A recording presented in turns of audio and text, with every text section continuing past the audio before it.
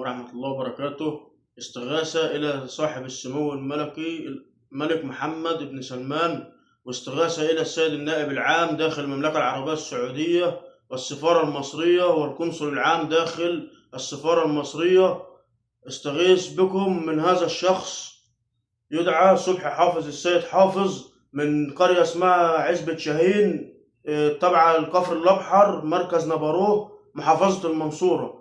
الراجل ده استباح حرمة بيت الله الحرام واستحل عرق أغزيب من 70 عامل، وخرب بيوت ناس كتير، ومش همه بيقوم بتهديد العمال ويقول لهم اللي يقدر يثبت حاجة يروح يشتكي، وبيهددنا ان هو يعرف رتبة في الأمن العام، ومش عارفين ناخد معاه لا حق ولا باطل.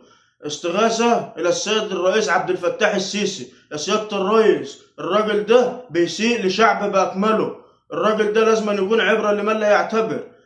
سرح بناس بنجالة وباكستانيين، واشتغلنا في الحرم لمدة 3 شهور. ادي اسامي الناس بالارقام الاقايم بتاعتهم. الناس ديت موجودة، في منهم اللي مشي راح بلده بسبب انتهاء اقامته بعدم تسليم الرواتب ليهم، وفي من ضمن واحد مقاول مصري خسر خشبه وخسر حاله وماله والداير بيلف حوالين نفسه بسبب بردك صبحي حافظ السيد حافظ.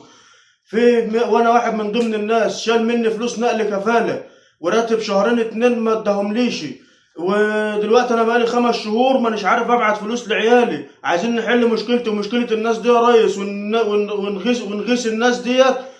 اي جهة مسؤولة تتواصل معايا وانا على اتم استعداد لتقديم كافة البيانات التابعة ليه. هو بيعمل باسم مؤسسة اسمها ركن الرياض. الراجل ده نصب على ناس في بيت الله الحرام واستباح عرقهم واستحلوا ودمر الدنيا خالص، وناس عمالين بيطالبوا بحقوقهم، وفي ناس انطردت من السكن. وادي فيديو هو بيثبت ان الناس انطردت. السلام عليكم يا سبي. شوف هذا كله نفر. اطلع برا. شوف هذا. انت ورا واجد، ما في خوف ولا ها. شوف هذا. شوف هذا. الوضع ده ما يرضيش ربنا. الراجل ده استحل عرق الناس دي، الناس اترمت في الشارع، وانا واحد من ضمن الناس. لو اصحابي ما شالونيش كان زماني مرمي في الشارع زيهم.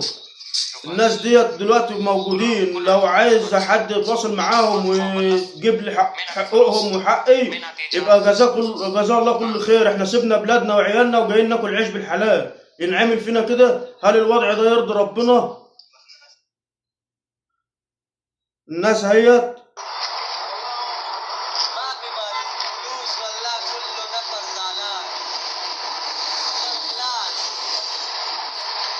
ياكل حقوقهم وياكل عرقهم ويتهرب.